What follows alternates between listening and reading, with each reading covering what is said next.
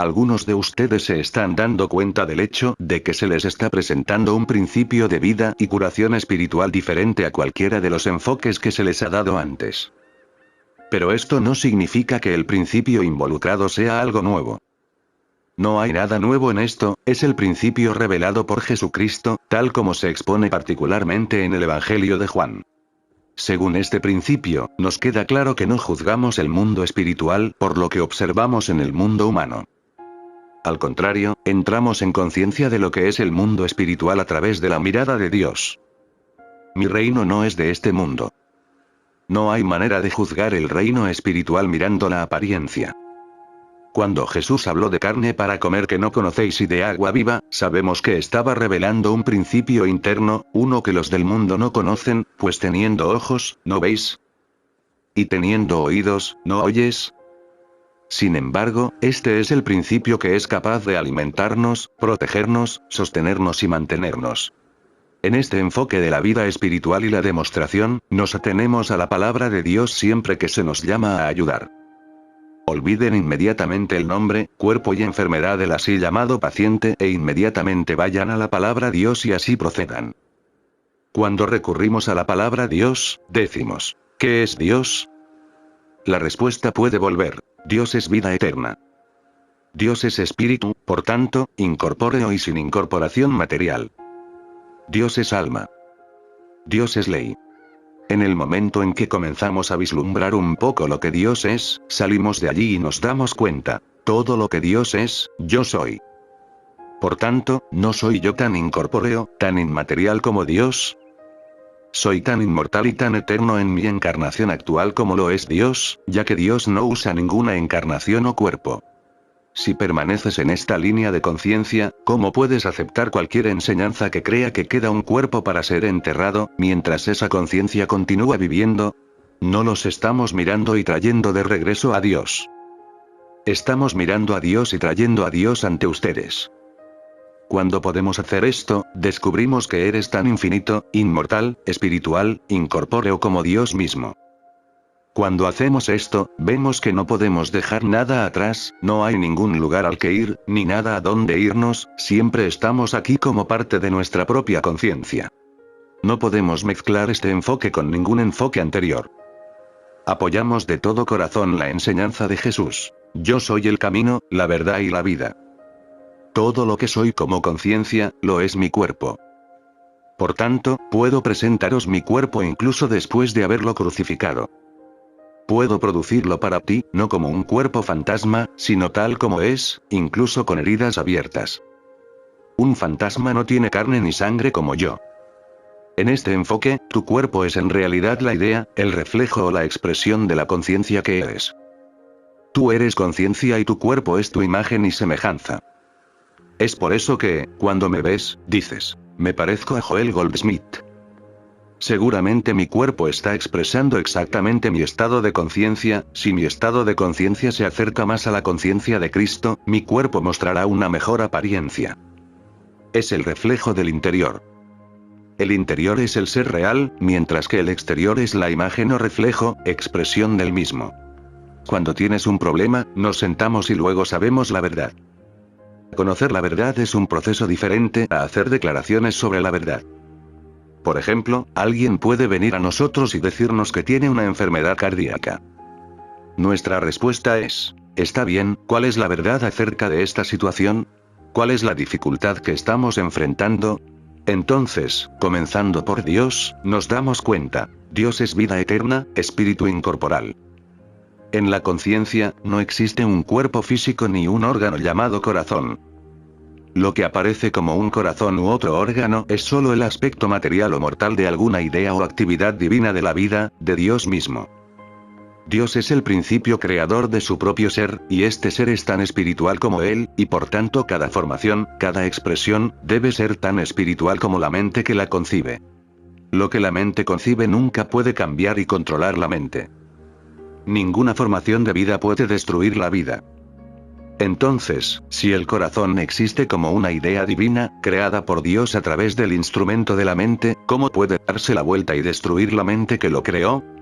Siempre la acción, la jurisdicción, la ley, está en la mente controlando cualquier cosa que cause. Por tanto, el corazón no puede ser ley para Dios, para la mente, para la vida, para la conciencia que lo formó. Dios, la conciencia del individuo, es la ley para su creación. Esto incluye también al cuerpo, con sus órganos y funciones. Ahora que reconocemos esta verdad, nos sentamos en silencio por un rato y dejamos que se hunda en nuestra conciencia, hasta que sintamos el clic de la respuesta. Este es nuestro tratamiento. Conocer la verdad, sentir esta unidad con Dios. No afirmamos, el corazón no hace esto, o el corazón no puede hacer esto. No hacemos muchas declaraciones. Olvidamos todo el asunto a menos que 6 o 20 horas después no sintamos el beneficio. En este caso, podemos sentarnos y preguntarnos, ¿qué punto de conciencia me he perdido?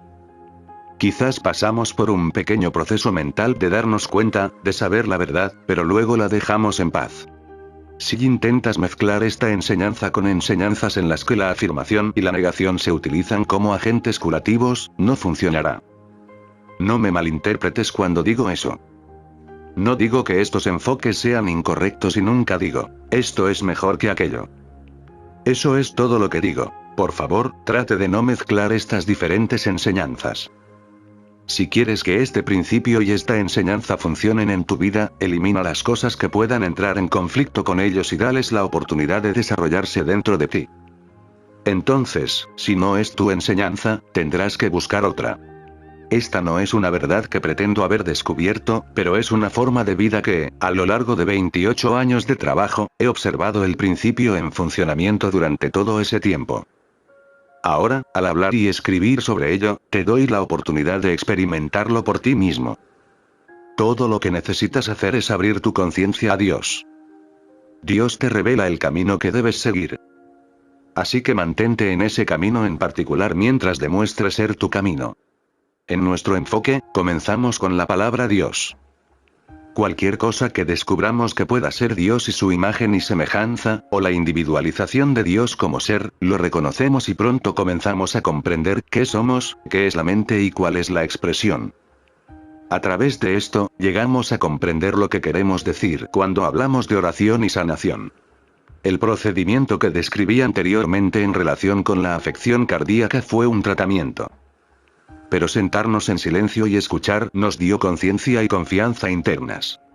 Cuando viene de Dios, esa es en realidad la oración o parte del tratamiento que es efectiva. Mientras trabajas de esta manera, mira a Dios y encontrarás el principio. Mira desde Dios hacia ti mismo y luego observa que, sea lo que sea que Dios sea, tú eres.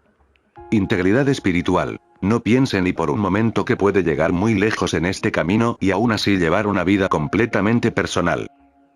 No penséis ni por un momento que una vez que hayáis tocado este camino, podréis volver a vuestras antiguas formas de vida. Si intentas hacer esto, perderás el rumbo. En el momento en que tocas este camino, una parte de ti se dedica a Dios, una parte de tu pensamiento consciente se dedica a Dios. Si te permites entrar en la sensualidad, el odio o el miedo, estás descendiendo de tu estado desarrollado de conciencia. Entonces vivirás por debajo de tu actual estado de conciencia, y vivir por debajo del nivel de tu propia conciencia es un pecado contra el Espíritu Santo.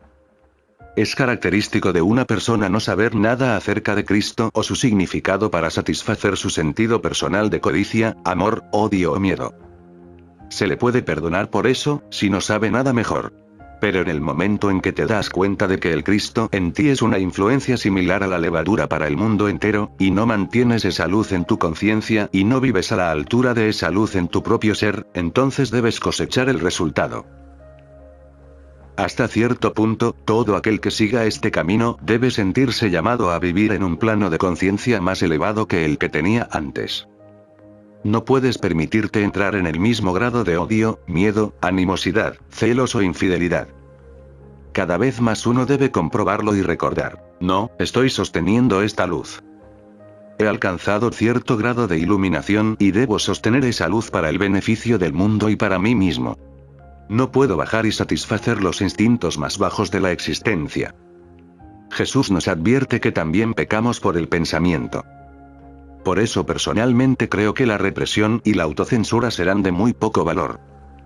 Veo caer a muchos líderes espirituales en el camino de la conciencia, cuando es cierto, naturalmente provoca una falta de interés en estándares más bajos. No abogo por la autocomplacencia, pero todo tiene su tiempo, no tiene sentido engañarse a uno mismo pensando que tiene un estándar muy alto y melancólico por dentro. Lo mejor es trabajar la conciencia con la mayor humildad posible y dejarse establecer. También puedo asegurarte que a medida que avanzas en este camino, a medida que alcanzas el nivel en el que comienzas a practicar esto, se vuelve cada vez más evidente que ya no puedes vivir tu vida para ti, tus amigos o incluso tu familia. Tu vida debe ser vivida para Cristo. Esta se convierte en la primera y última consideración, y si se te hacen otras exigencias, tarde o temprano estarás libre de ellas. Estas otras demandas pueden ser comprensibles hasta que llegue a ese punto en el que comience a ser llamado para brindar asistencia. Cada vez debemos preocuparnos menos por darnos tratamientos, o por querer ayudar con el suministro o la salud. Si llegamos a esta luz con suficiente claridad, nunca nos quedaremos sin suministros ni sin salud. Pero el error está en tomar en consideración las cosas de este mundo y tratar de utilizar esta verdad para beneficio personal. Cuando alcanzamos este nivel de desarrollo espiritual, dejamos que todas las cosas se nos agreguen. No nos sentamos y hacemos trabajo mental por nosotros mismos. Nos sentamos y nos damos cuenta conscientemente de que esta luz es la luz del mundo. Nuestra responsabilidad es vivir lo más estrechamente posible de acuerdo con nuestro mayor sentido de luz desplegada. Nuestra responsabilidad no es pensar en nosotros mismos en términos personales, sino en términos de mantener la integridad del mensaje y dejar que funcione. Pensemos, por ejemplo, en dirigirse a un grupo de hombres de negocios, decirles el principio que rige en los negocios, y luego hacer que estos hombres descubran más tarde que la persona que tan claramente expuso el principio ha estado engañando a su vecino. No funciona. Incluso sin pruebas concretas de deshonestidad, los hombres con los que podrías hablar lo notarían. No puedes soportar en este trabajo vivir una mentira y que eso no se refleje exteriormente de alguna manera. Inevitablemente, todo se sabe. Sin embargo, esto no significa que cada uno de los que hemos dedicado nuestra vida a esta obra haya alcanzado el cristianismo perfecto. Simplemente significa, en lo que respecta al motivo, la intención o el propósito, vivir lo más cerca que podamos de esta integridad. En esta obra, no podemos vivir una mentira sin que aquellos a quienes enseñamos, o aquellos a quienes hablamos o enseñamos, se den cuenta de esto. Por lo tanto, desde el principio, desde este mismo minuto, cada vez que te sientas tentado a entrar en alguna de las formas humanas inferiores y negativas, trata de elevarte a la realización. Ya no es mi vida hacer lo que elijo, esto es la vida de Cristo, que se vive para el mundo, para mostrar y promover sus beneficios. De esta manera, continúa elevándote cada vez más en la conciencia. Confío en que podáis ver que siguiendo esta línea de trabajo y esta forma de vida, vuestros propios negocios individuales prosperarán física, mental, moral y financieramente, sin embargo, al igual que las cosas agregadas. Solo como una representación de su estado mejorado de conciencia. Recuerda que el objetivo principal de la vida que estás viviendo a partir de ahora no es mejorar tu estado particular de vida, sin tener en cuenta al resto del mundo, sino mostrar que tu vida mejora a medida que el mundo se desarrolla naturalmente. De la conciencia. Convertirse en un instrumento para el plan divino. A medida que este desarrollo de la conciencia continúa, y cuando te vuelves hacia adentro, descubres que Dios es y que Dios es espíritu. Descubrirás que hay un universo espiritual y un plano espiritual en este universo. Humanamente no vivimos en el plano espiritual, humanamente no somos parte del plan divino. Humanamente nos hemos separado de Dios.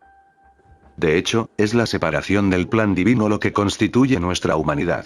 Si renunciamos a nuestra humanidad, ya no seremos parte del ciclo de nacimiento, madurez, vejez, decadencia y muerte. Somos parte del plan infinito y eterno, del que participamos en la eternidad. Ahora, cuando te vuelves, en esta vida, hacia el desarrollo de tu conciencia individual como tu vida, descubres que está siendo utilizada cada vez más para un propósito espiritual. Te sucederán experiencias como estas. Es posible que te despiertes en mitad de la noche y no puedas volver a dormir. Si eres sabio y sigues sinceramente este camino, te levantarás, te lavarás la cara y las manos, te sentarás en una silla y dirás: está bien, Padre, aquí estoy. Siéntate en paz y tranquilidad, dejad que el Padre realice su plan a través de vuestra conciencia. En este momento es posible que, y luego nuevamente no sepas, qué papel debes desempeñar en el plan divino. Incluso si no se te puede revelar en este momento, algo se está trabajando en el nivel espiritual de conciencia, algo está sucediendo cuando te despiertas en la noche. No descarte tales despertares como mero insomnio. Date cuenta de que es un llamado de Dios y levántate para estar disponible como instrumento. Puede que esto no suceda solo de noche, esto puede suceder a mitad del día, y cuando suceda, esté dispuesto a arrinconarse lo más rápido posible para darse cuenta de su unidad con Dios. Todo lo que Dios es, yo soy. Mi unidad con Dios constituye mi unidad con el universo entero. Por tanto, soy instrumento para todo el bien de Dios, y este fluye hacia todos los que lo buscan. Te conviertes en un instrumento del plan divino, al aceptar el llamado que te llega desde dentro. Lo sabrás cuando llegue, no te equivocarás. Es un tirón, a veces incluso físico. Lo reconocerás como un llamado a estar solo, sentarte y meditar. Puede tener algo que ver con tus propios asuntos y puede resultar en que recibas alguna sanación, advertencia, guía, precaución o preparación, o puede que no tenga nada que ver contigo.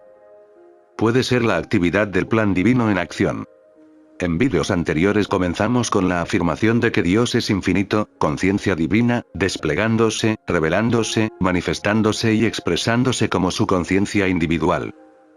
Entonces, ¿no es algo normal y natural saber y darse cuenta de que Dios, que es su conciencia individual, se ocupa de los asuntos del Padre no solo para usted, sino para todo el universo? ¿Cómo puede Dios ser tu mente, y tu mente está continuamente ocupada solo en preocupaciones personales? Si aceptas a Dios como la conciencia divina, infinita y universal, actuando, operando y apareciendo como tu conciencia individual, entonces prepárate para que tu conciencia sirva a un propósito en beneficio de la humanidad. Este trabajo es la entrega, la renuncia del yo al yo universal. Es la entrega del sentido personal de la vida al propósito de la vida divina.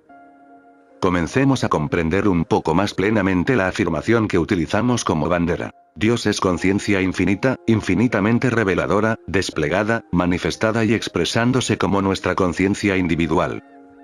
Comencemos a ver qué se espera de nosotros los que tenemos la mente de Cristo Jesús. ¿Podemos ser personales o limitados después de esto? Si es realmente cierto que Dios es nuestra mente, ¿cómo actuamos aquí en el mundo? ¿Estamos viviendo humanamente de acuerdo con esta conciencia de que somos? ¿Por qué crees que estamos en el mundo si Dios es nuestra conciencia individual? ¿No es demasiado esperar que haya otro Jesús en la tierra, cuando cada uno de nosotros tiene la mente que había en Cristo Jesús? Podríamos tener 20 o 30 personas con la mente de Jesucristo, si un número suficiente de nosotros pudiéramos darnos cuenta. No estoy viviendo una vida pequeña, personal y finita, ya que Dios se expresa como mi vida, mi ser, mi conciencia y el infinito fluye a través de mí.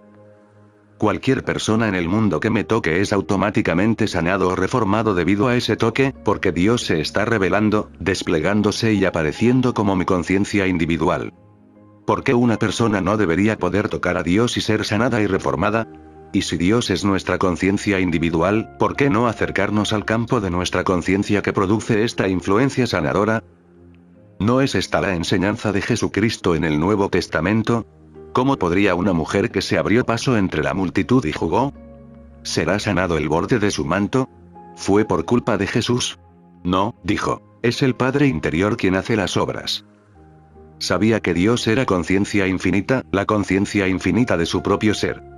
¿Ves lo que nos estamos haciendo a nosotros mismos mientras continuamos con nuestros estilos de vida egoístas y personales? ¿Vivir solo para nosotros mismos, nuestros amigos y nuestras familias? ¿No ves que nos ponemos limitaciones a nosotros mismos?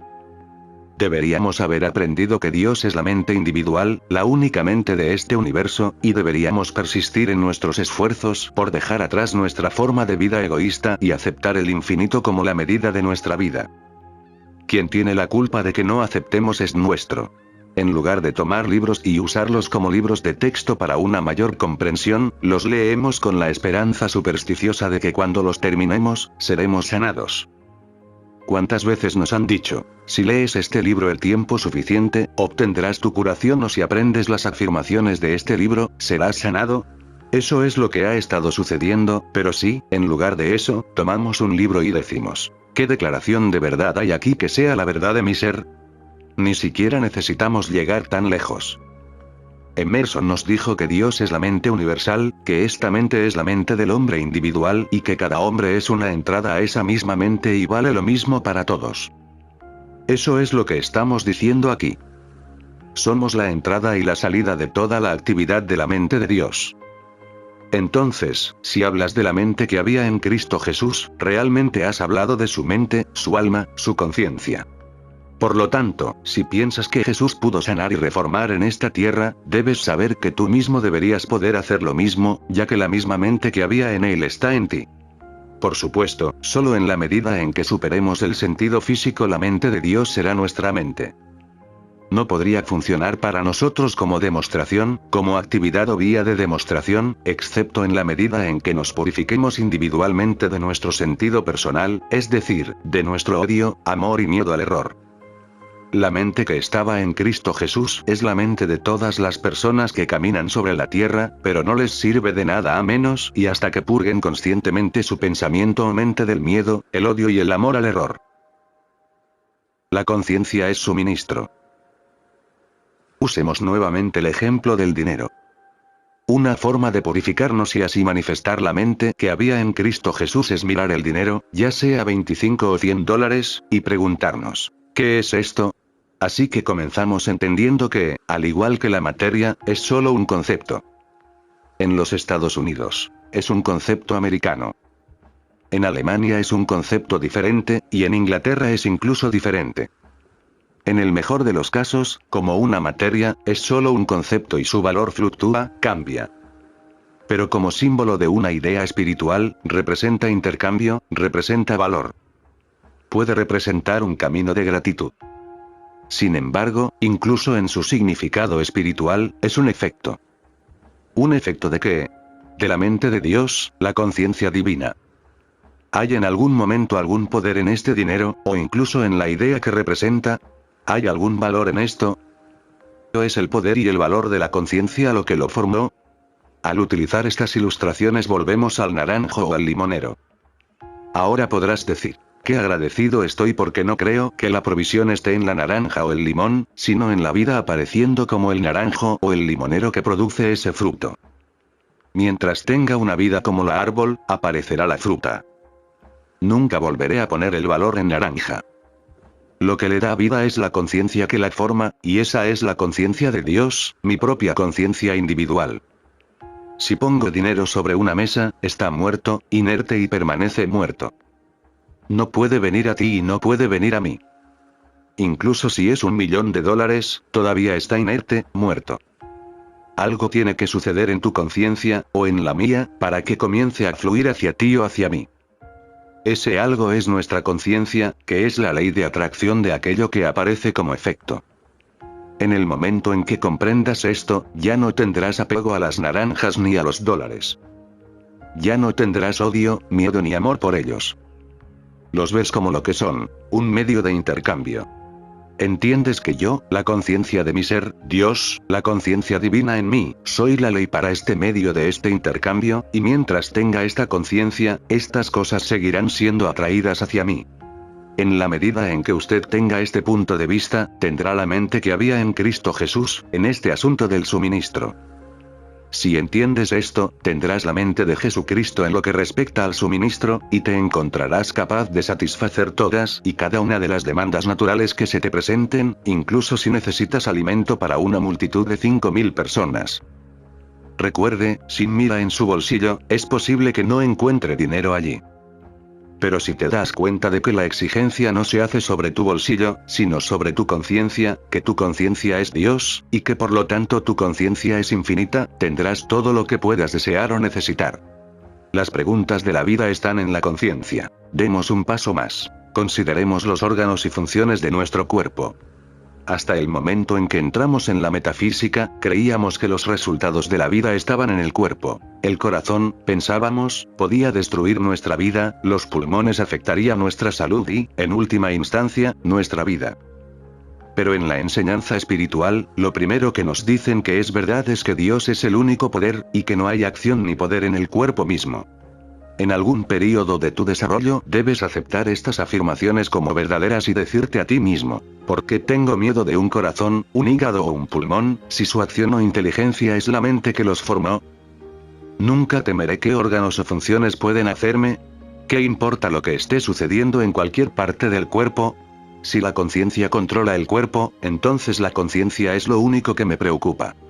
Tener la mente que hubo en Cristo Jesús en el tema de la salud significa ser consciente de que los asuntos de la vida están en la conciencia, no en los órganos y funciones del cuerpo. Entonces, a medida que aprendas a no odiar, temer ni amar el dinero, también aprenderás a no odiar, temer ni amar los órganos del cuerpo. Entonces sabrás: Dios, la mente en mí, es la ley para todo lo que aparece como mi cuerpo.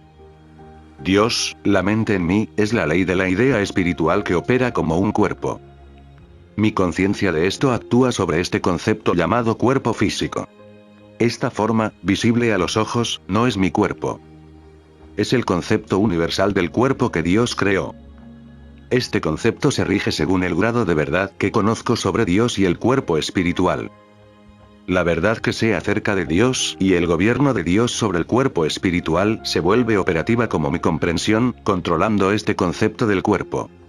Entonces, para tener la mente que había en Cristo Jesús respecto a las obras de curación, es imposible, mirando el cuerpo, liberar el poder curativo, ya que los problemas no están en el cuerpo ni en los músculos, sino en la conciencia que gobierna los músculos, órganos o funciones del cuerpo. Debes deshacerte de la creencia universalmente aceptada de que el cuerpo gobierna la vida y aceptar la verdad de que la vida gobierna el cuerpo. Debes revertir por completo la creencia mundial de que el corazón, el estómago o los pulmones controlan la vida. No se obtiene la mente que estaba en Cristo Jesús yendo a la iglesia o orando de rodillas, y no se obtiene dando el 10% de sus ingresos a una iglesia. Tienes la mente de Cristo Jesús mediante el conocimiento consciente de que Dios es la mente en ti, que Dios es la mente de su cuerpo y obra, y que esta mente controla su propia formación, que es el ser espiritual y el cuerpo espiritual. A través de esta comprensión, eres una ley para este concepto del cuerpo. Cualquiera de nosotros puede tener la mente que hubo en Cristo Jesús sobre el tema del suministro, la salud o la armonía, pero solo en la medida en que podamos decidirnos a no odiar, amar o temer los órganos y funciones del cuerpo, o dinero, o error de cualquier forma y naturaleza. Estamos viviendo la vida del Maestro en la medida en que absorbamos sus enseñanzas, y debemos hacerlo conscientemente. No podemos sentarnos y esperar a que la mente de Dios descienda y haga algo por nosotros.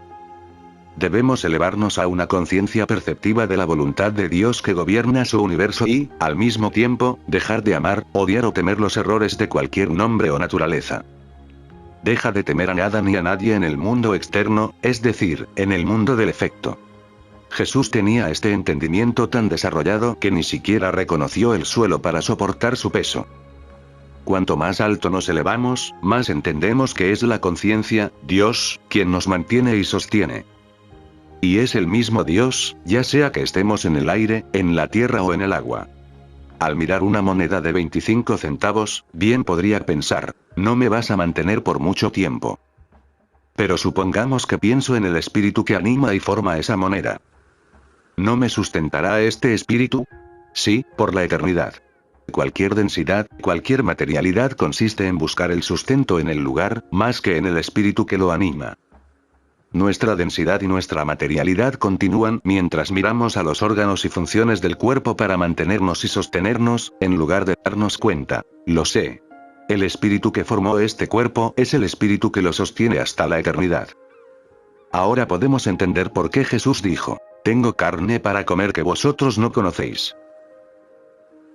El que beba el agua que yo le doy, nunca tendrá sed, pero el agua que yo le daré será en él un manantial de agua que salte para vida eterna. Si bebes el agua, serás una fuente de agua. ¿Por qué? Porque, cuando nos damos cuenta de que no vivimos de alimentos ni de vitaminas, y que no vivimos solo de pan, nos alimentamos desde dentro, somos eternos. En nuestro sentido actual, necesitamos pan, pero eso no es lo que nos permitirá seguir adelante entre 60 y 100 años. Estamos siendo alimentados por esta comprensión desde dentro. El mismo espíritu que anima el dólar anima también el cuerpo. El mismo espíritu que animaba nuestros cuerpos a los 10 o 30 años, puede animarlos a los 1000 años. Si es el espíritu el que nos anima y sostiene a los 10 o 30 años, entonces debe ser el espíritu el que nos anima a los 1000 años.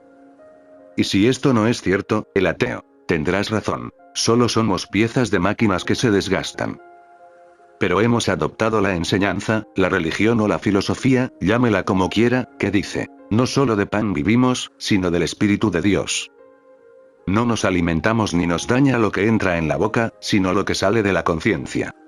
En todos los ámbitos de nuestra experiencia recurrimos a la guía de las enseñanzas del Maestro. En el campo de las relaciones humanas, tomamos la enseñanza del Maestro. ¿Quién es mi madre o mis hermanos? Quien hace la voluntad de Dios es mi hermano, mi hermana y mi madre. Necesitamos, entonces, seguir viviendo nuestra vida en devoción servil. A los parientes consanguíneos, independientemente de si están, o no, en el camino de nuestro propio desarrollo, o nuestra vida debería ser tan elevada que se abra un camino que nos permita seguir nuestro propio sentido de desarrollo para aprender a amar a nuestro propio ser, prójimos como a nosotros mismos, no descartemos a nuestros familiares o amigos, sino mantengamos nuestra propia identidad viviendo según nuestro concepto más elevado de vida, según nuestra propia idea de desarrollo, y pasando el mayor tiempo posible en la compañía de quienes se encuentran en nuestro camino. Siguiente canalización. No temáis, porque yo estoy con vosotros, no desmayéis, porque yo soy vuestro Dios. Yo os fortaleceré, sí, yo os sostendré con la diestra de mi justicia. Isaías 41, 10. No temáis. Queda un descanso para la gente de Dios, un descanso de los pensamientos ansiosos, un descanso del temor, un descanso de la duda y la preocupación. En este estado de descanso desciende el poder de la gracia, y la presencia de Dios fluye dentro a expresión inmediata como nuestra experiencia. Reciban el don de Dios sin trabajo, lucha o presión. En silencio y confianza, en un estado de descanso de la ansiedad y el temor, dejemos que Dios se revele. Permitamos que Dios se exprese. Permitamos que Dios viva nuestras vidas. Que ya no haya más un yo o un tú separado y apartado del Padre, sino dejemos que el Padre sea nuestra vida. En unión consciente con Dios, la mente descansa. La mente humana ya no está más interesada en los problemas de hoy o mañana, porque la unión del alma con Dios, el reconocimiento consciente de Dios, revela a Dios como el cumplimiento de toda necesidad antes que la necesidad sea aparente. La preocupación, el temor y la duda se desvanecen en medio del cumplimiento, el significado verdadero de las palabras. No temáis, es revelado. En unión consciente con Dios, la mente de Dios funciona como nuestra mente, como nuestra experiencia y como nuestra vida. Entonces la mente humana descansa y lleva a cabo su propia función, como una vía para lo consciente. Este estado de descanso es una paz interna que no se alcanza de ninguna manera en el reino del efecto. Incluso un pensamiento o una declaración de verdad es un efecto, y esa es la razón por la que usar la mente para repetir declaraciones estereotipadas acerca de Dios, a menudo no induce la paz. La oración respondida no se debe a los pensamientos acerca de Dios. El pensar acerca de Dios no es el principio creativo del universo. Dios, en sí mismo, es el principio creativo, y Dios es conocido solo cuando la mente humana está en descanso. Dios es la conciencia del ser individual, por ello la infinitud es la medida de ese ser. Nada puede ser añadido a ustedes, nada les puede ser quitado. Ningún bien les puede llegar, ningún mal los puede tocar. Ustedes abarcan dentro de su propio ser la infinitud del bien. Hijo, tú estás siempre conmigo, y todo lo que yo tengo es tuyo.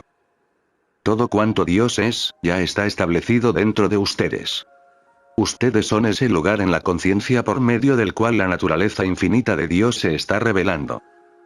Por ello el bien no puede fluir hacia ustedes. El bien se expresa desde dentro, y se vierte hacia todo lo que llega dentro del rango del reconocimiento consciente de esta verdad. Tan solo es necesario evitar los pensamientos, renunciando a todo pensamiento ansioso de temor. Callad un poco. Callad un poco y sabed, en quietud y en confianza está tu fuerza, tu paz, permanencia y seguridad, no en refugios antiaéreos, no en cuentas de banco, sino en tu reino, en tu paz. En esa quietud y confianza hay descanso, protección, cuidado, cooperación. En quietud y en confianza no temáis. No temáis. Yo estoy contigo, y yo estaré contigo hasta el fin del mundo. Suelta tus cargas a mis pies, suelta tus cargas con la seguridad de que todo bien está incorporado y abarcado dentro de tu ser. Yo nunca te dejaré ni te abandonaré. Si hicieras tu cama en el Seol, ahí estaré yo contigo. Si caminaras por el valle de sombra de muerte, yo estaré contigo, solo camina en quietud, en confianza y en seguridad, camina sin buscar.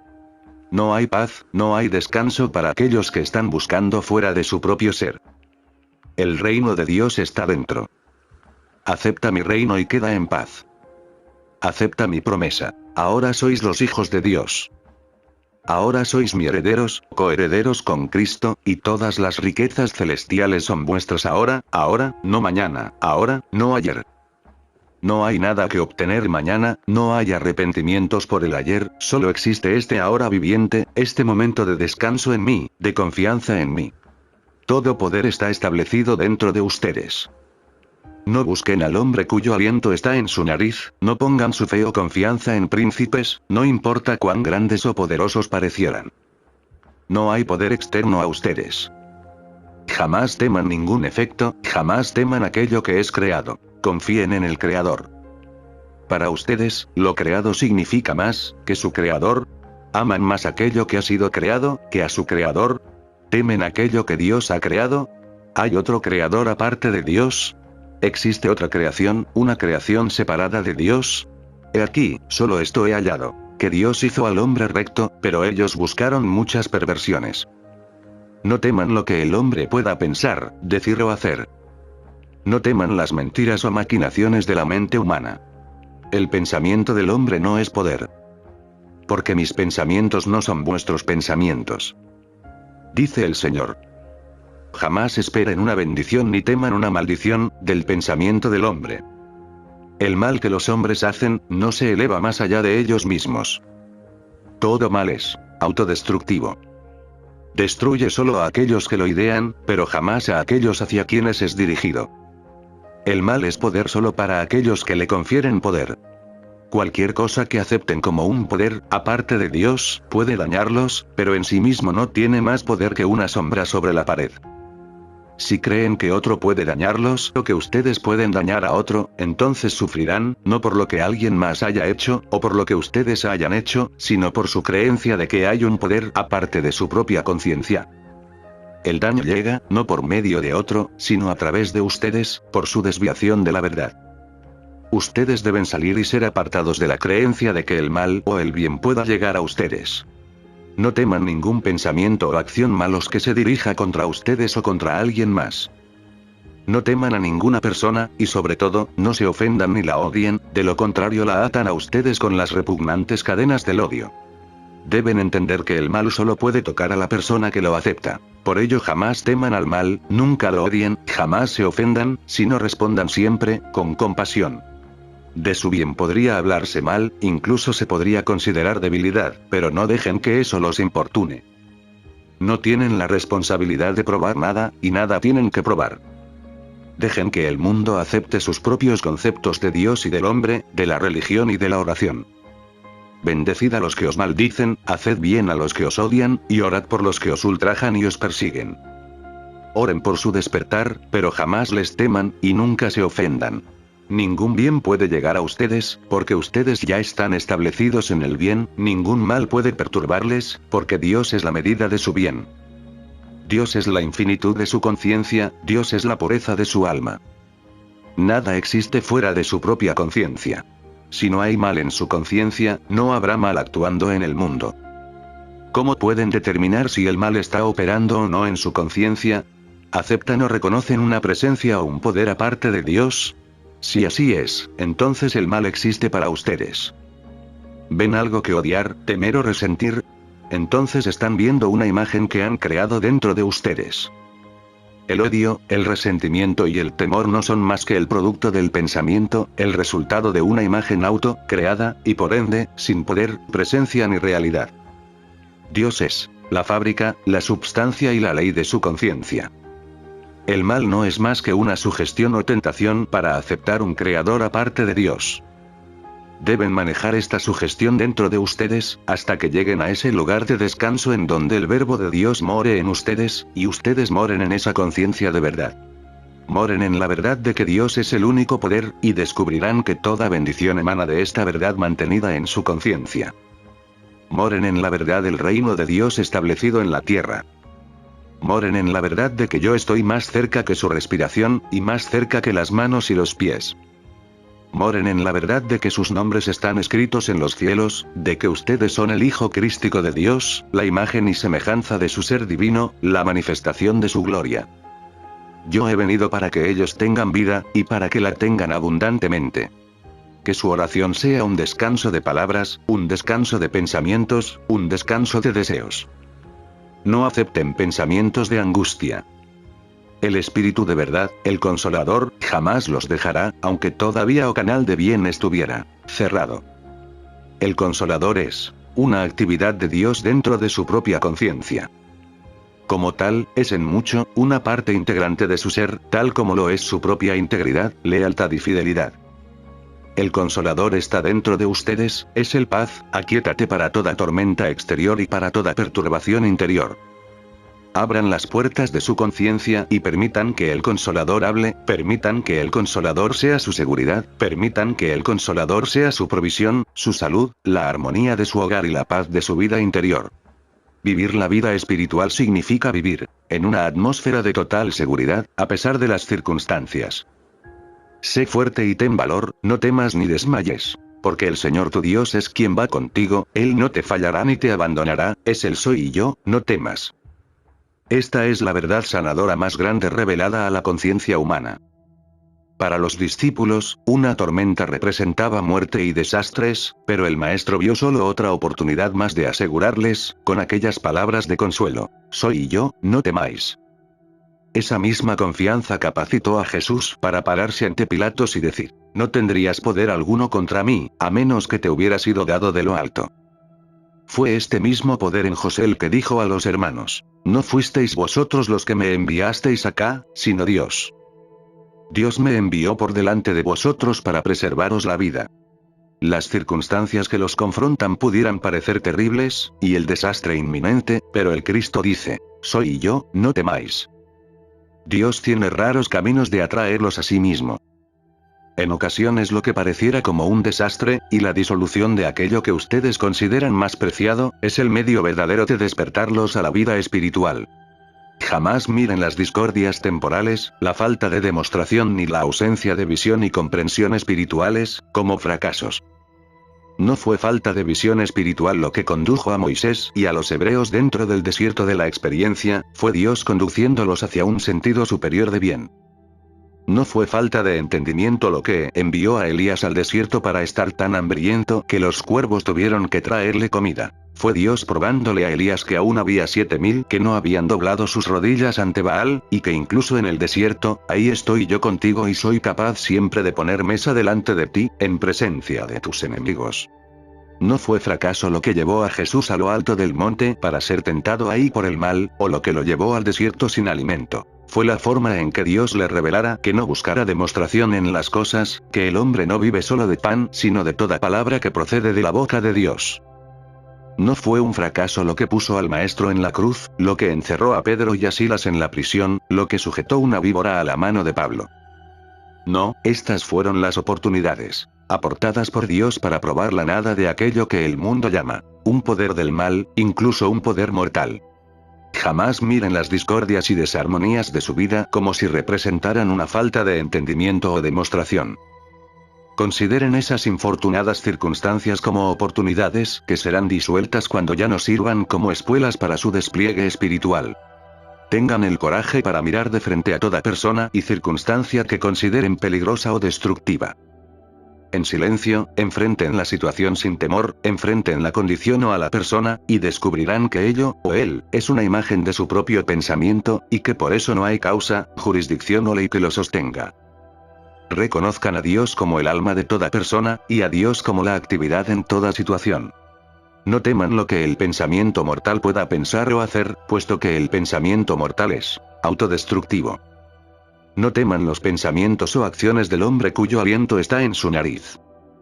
Ustedes son el templo de Dios, y Dios está en su santo templo, ahora. Ustedes son el templo del Dios vivo, su cuerpo es el templo del Dios vivo, su vida, su alma, su mente son el lugar donde mora la verdad, y si ustedes moran en esta verdad y dejan que esta verdad more en ustedes, ningún mal llegará cerca de su morada.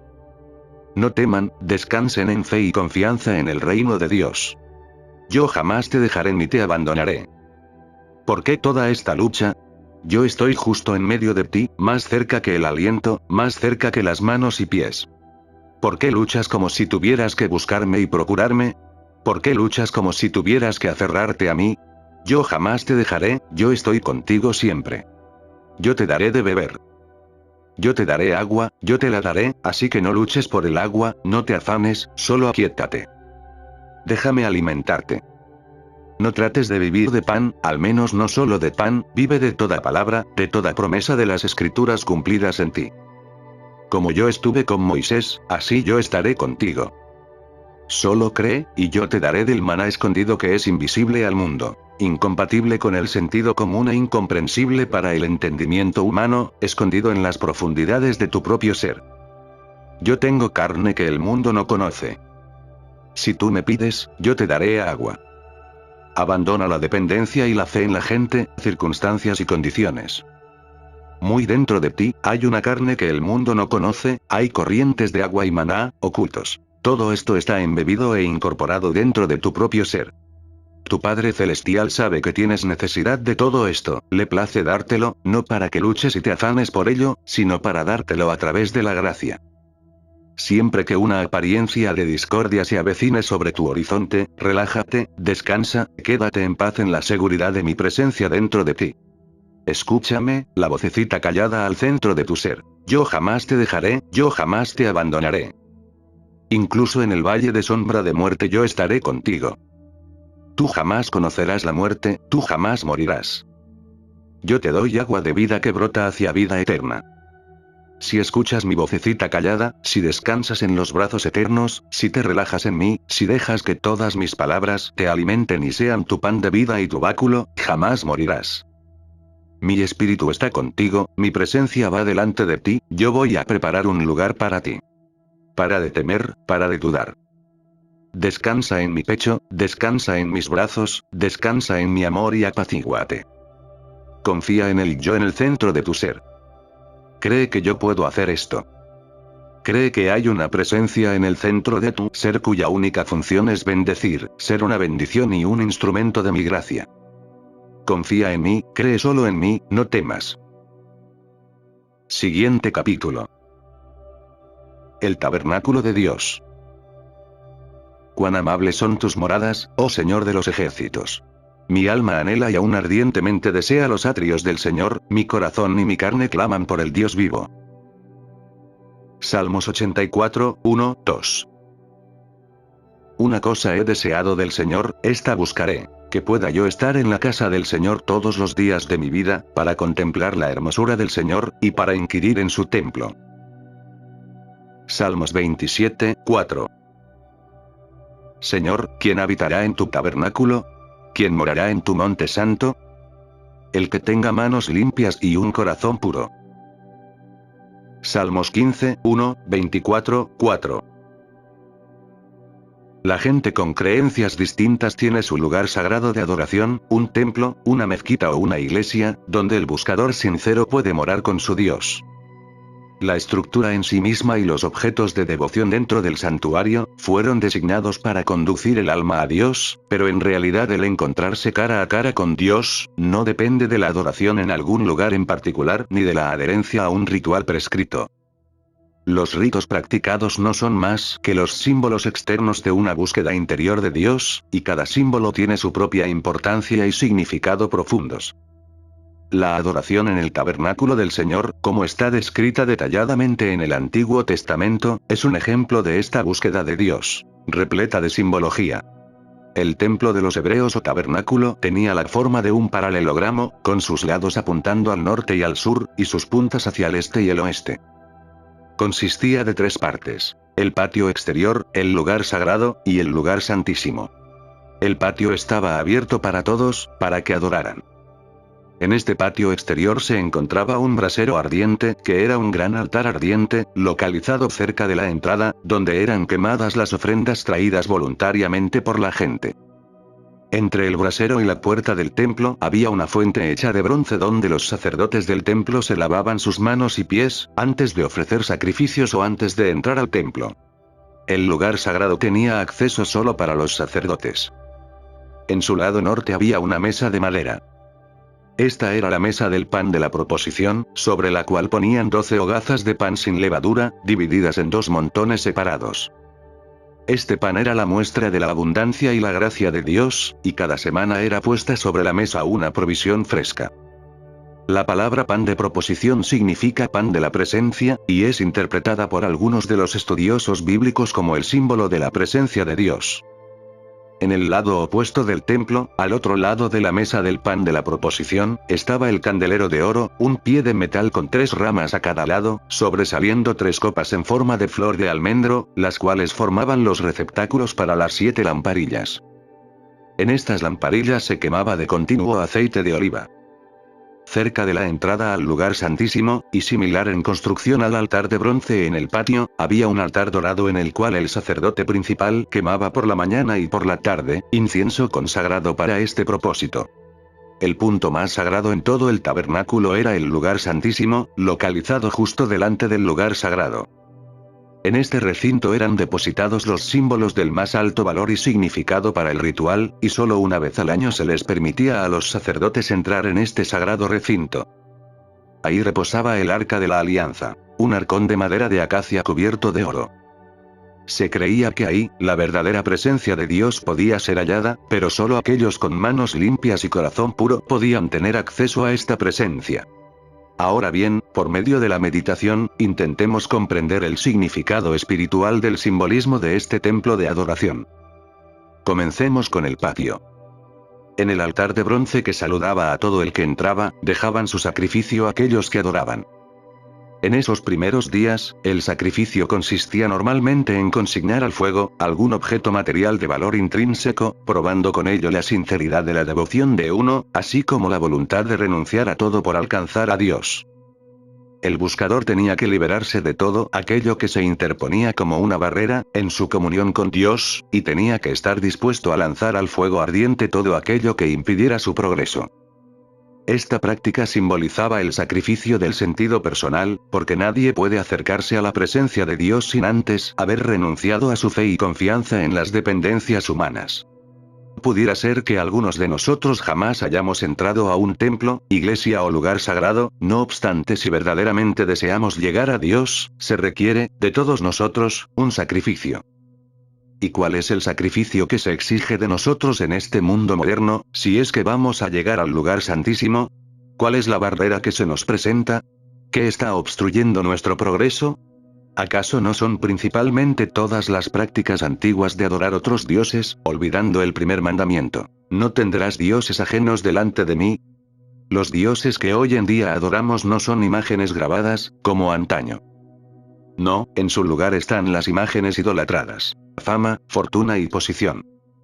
Continuamente estamos buscando a alguien o algo para la satisfacción, esperando amor y gratitud de la gente, en lugar de buscar a Dios como el origen, o creyendo que nuestra provisión depende de inversiones, cuentas de banco y empleos. Esta dependencia en medios humanos, esto es el sacrificio que se nos pide, algo que no es ofrecido en público, sino que es entregado en la santidad y en el secreto de nuestro ser. No podemos llegar a la presencia de Dios abrumados por nuestras cargas. Incluso el deseo de influir en Dios para que interceda en nuestros asuntos humanos debe ser abandonado. Recordemos, el Arca de la Alianza, Dios, está hasta el otro extremo del templo, pero antes que Dios pueda ser alcanzado, toda barrera debe ser removida. Así comenzamos a sacrificar, echando en el altar ardiente en forma figurada, todas las dependencias mundanas. Debemos renunciar a nuestro sentido mortal y material de riqueza y salud, y sin embargo no renunciamos a ellas. Por el contrario, cuando estos conceptos humanos ceden a la total dependencia de Dios, pueden presentarse en mayor abundancia y armonía. No malinterpretemos la naturaleza del sacrificio. No se nos pide que renunciemos o abandonemos nuestras posesiones personales, lo que debe ser sacrificado es la creencia de que la riqueza material constituye la provisión. A menos que esta creencia sea descartada, no podremos llegar al reconocimiento de nuestra autocompleción en Dios, en la cual la provisión ya está establecida en nosotros por toda la eternidad. La carencia y la limitación se experimentan solo en la medida de la aceptación del concepto materialista de que el dinero es sinónimo de provisión o que el dinero es la fuente de la provisión. Lo opuesto es la verdad. La provisión es la fuente del dinero, la provisión es la substancia de la cual se forma el dinero. La provisión es la conciencia de la verdad, la conciencia de nuestra relación con Dios. Una vez que esta relación, este reconocimiento de la verdadera identidad se hace parte y realidad en nuestra conciencia, jamás volveremos a sufrir de limitación o carencias, ya que este entendimiento es la substancia de nuestra provisión. La misma sabiduría o comprensión espirituales que forman la substancia de nuestra provisión, es también la substancia de nuestra salud. La visión de salud generalmente aceptada es la de un corazón que late normalmente, un hígado que secreta la cantidad adecuada de bilis, unos pulmones que inhalan y exhalan rítmicamente, un tracto digestivo que asimila y elimina satisfactoriamente, y varios otros órganos y partes del cuerpo llevando a cabo sus funciones naturales. Este concepto de que estos órganos y funciones saludables constituyan nuestra salud, debe ser sacrificado. La salud es el reconocimiento de Dios como la fuente de toda actividad y la substancia de toda forma, el reconocimiento de Dios como la ley para su creación. Esta sabiduría espiritual aparecerá como salud. Los conceptos materiales de salud y de riqueza son solo dos, entre muchos otros conceptos erróneos, que deben ser sacrificados. Comencemos en conciencia donde nos encontremos en este momento. En lo más profundo de nuestras mentes y corazones, sabemos lo que estamos aceptando como mortal, material, limitado o de naturaleza finita, trátese de riqueza, salud, amistades, familia, posición social, poder o fama. Renunciemos a nuestros conceptos humanos para aceptar a cambio, un sentido espiritual superior de ser, sacrifiquemos lo que tiene menos valor para recibir aquello que es divinamente real. Aquellos que han buscado a Dios por interés propio han errado el camino. Dios puede ser alcanzado solo por la renuncia completa a todo deseo, excepto el deseo de deleitarse en su amor y gracia. Comencemos a sacrificar en esta meditación. Yo me rindo, entrego todo obstáculo material, todo obstáculo mortal y humano, y todo aquello que se interponga entre Dios y yo. En tu presencia hay plenitud de vida. Renuncio a cualquier deseo que alguna vez haya tenido. Entrego todo deseo, menos uno. Todo cuanto busco eres tú. Permíteme estar en tu presencia. Tu gracia es suficiente para mí, no tu gracia, la salud o las riquezas, sino solo tu gracia. Renuncio a todo deseo por gente, lugar, cosas, circunstancias o condiciones, incluso mi esperanza del cielo. Entrego todo deseo por reconocimiento, recompensa, gratitud, amor o comprensión. Yo estoy satisfecho con tu gracia. Si tan solo pudiera sentarme aquí y tomarme de tu mano, jamás pediría ni siquiera el desayuno de mañana, ayunaría el resto de mis días. Tan solo déjame tomarme de tu mano, y jamás volveré a sentir hambre, jamás volveré a sentir sed. Solo déjame tomarme de tu mano, permíteme estar en tu presencia. Habiéndonos despojado de las dependencias humanas y materiales, al haberlas arrojado al altar ardiente, estamos listos para el siguiente paso. Cerca del fuego seductor hay un gran receptáculo redondo lleno de agua. Este es el lavatorio o baño en donde se lleva a cabo el rito de purificación. Aquí el que adoraba tenía la oportunidad de limpiarse tanto externa como internamente. Sin embargo, el proceso de limpieza en el lavatorio ya no es una acción física, como tampoco lo es el arrojar nuestro sacrificio al fuego. Ahora, al estar frente al lavatorio, tenemos nuestra oportunidad de limpiarnos por dentro y por fuera. Nadie necesita que se le diga a lo que lleva en su propia mente, de lo que quisiera purificarse, porque cada persona conoce su propio ser interno más que cualquier otro. Todo el procedimiento se reduce a una limpieza simbólica interna y externa, en la cual ocurre una purificación completa de nuestro sentido humano del bien. El sacrificio y la purificación del sentido humano de los valores, nos prepara para entrar al lugar sagrado. Ahí nos paramos delante de la mesa del pan de la proposición, el cual siempre es mantenido fresco y abundante, no con el propósito de agasajarnos, sino como evidencia de la omnipresencia de la provisión y de todo bien. Al contemplar esta mesa surge dentro de nosotros un reconocimiento silencioso de que, tal como este pan de la proposición está siempre presente en el santo templo, de igual manera el pan de vida y todo lo que representa la autocompleción, está presente aquí en este instante. ¿Y dónde es aquí? Donde yo estoy.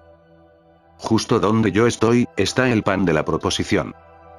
Justo donde yo estoy, está la omnipresencia de la substancia de la vida, el báculo de la vida, la armonía y el bien, todo esto, como el don de Dios. Este don de Dios es omnipresente e infinito porque es de Dios, la substancia infinita de toda vida. El sacrificio, la purificación y la contemplación de la abundancia de bien, sirven como preparación para la apertura de la conciencia a la presencia eternamente perdurable de la luz espiritual, la cual está representada por el candelero de 7 brazos, localizado a la izquierda del lugar santo. Los sacerdotes del templo utilizaban 7 lámparas, porque el 7 expresa compleción. Al estar en la presencia de este símbolo de luz espiritual, la inextinguible luz del Cristo comienza a impregnar la conciencia. Ahora, esta condición séptupla, esta compleción de iluminación espiritual, infunde nuestro ser, y gradual o repentinamente, la conciencia despierta a la verdad de que justo donde estamos ahora, en meditación, se encuentra la omnipresencia, la totalidad de la sabiduría espiritual, la comprensión espiritual y la vida espiritual. Si la manifestación de esta compleción espiritual es visible o no, poco importa. La totalidad de la luz de Dios, la iluminación espiritual completa, es total dentro de nosotros ahora, aun cuando no sea aparente. Parados en meditación delante de este candelabro de 7 brazos, llenándonos con el recuerdo de nuestra autocompleción en Dios, y creyendo que ya es, dejamos que esta luz salga a expresión visible. Paso a paso vamos labrando nuestra senda hacia el lugar santísimo, la verdadera presencia de Dios. Cada acto de consagración nos acerca a la meta. Solo se requiere una cosa más, una prueba final de devoción. Así que nos volvemos en agradecimiento a nuestro lugar de adoración simbolizado por el incensario, y ahí ofrecemos nuestra alabanza y gratitud por las innumerables bendiciones de Dios. Aquí, en este lugar sagrado, delante del incienso ardiendo, frente al santuario, traemos a la memoria, conscientemente, nuestro progreso desde que entramos al patio exterior. Todo cuanto hasta aquí hemos encontrado en el templo ha sido una revelación de aquello que ya está establecido dentro de nuestro propio ser. Por nada de esto es que estamos orando o buscando. Nuestra autocompleción en Dios es, y por ello damos alabanza, gracias, devoción, culto y adoración. Cada rito de consagración juega su propio papel peculiar en nuestro despliegue espiritual, el sacrificio interior lanzado al brasero ardiente, la purificación del yo en el lavatorio, la contemplación de la bondad de Dios ante la mesa del pan de la proposición, el reconocimiento de la eterna luz interior simbolizada por el candelero encendido, y la ofrenda de gracias y alabanza frente al altar de oro. Si cada uno de estos ritos ha sido llevado a cabo fielmente, estaremos justo detrás del altar del incienso, frente al velo a semejanza de niebla, el cual finalmente será descorrido, revelando el arca de la alianza. Si nuestra meditación ha sido gentil y serena, trayéndonos a esa comprensión espiritual de nuestro ser Dios, si nuestros ojos están abiertos a la realidad espiritual, contemplaremos el gran misterio. La niebla desaparecerá, el velo será descorrido, y nos hallaremos ante la presencia de Dios. Ya no habrá más oscuridad mental ni más oscuridad espiritual. La presencia de Dios se anunciará a sí misma, recordándonos: yo siempre estoy contigo. Yo estaba contigo cuando comenzaste tu búsqueda, pero la niebla delante de tus ojos disminuyó tu visión a tal grado que no pudiste verme. Estabas tan embotado con los conceptos materiales que tu conciencia se opacó. La niebla no podía ser disipada hasta que fuese removido aquello que la provocó. Después, y solo entonces, tú pudiste encontrarme, escuchar mi voz y sentir mi presencia. En cualquier estado o nivel de conciencia que se encuentre el buscador, ya sea sacerdote o neófito, hay un camino para él, un camino que lo conducirá finalmente a la verdadera presencia de Dios.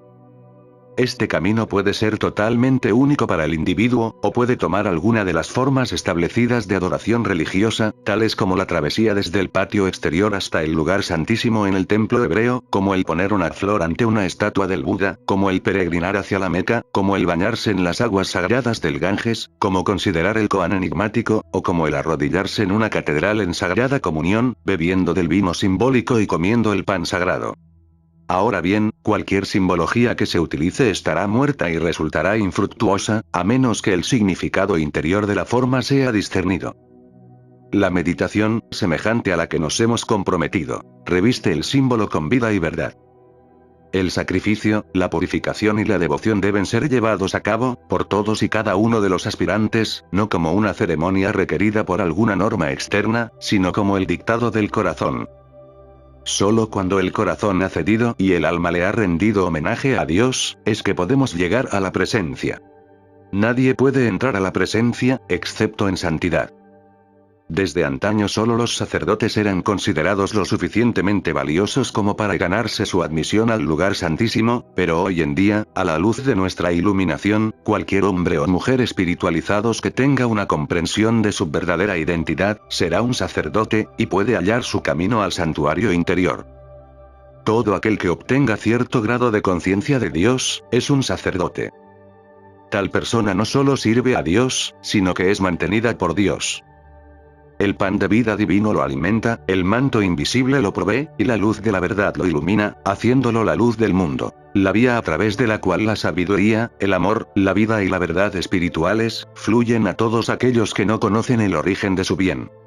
Tú me mostrarás la senda de la vida, en tu presencia hay plenitud de gozo, delicias a tu diestra para siempre.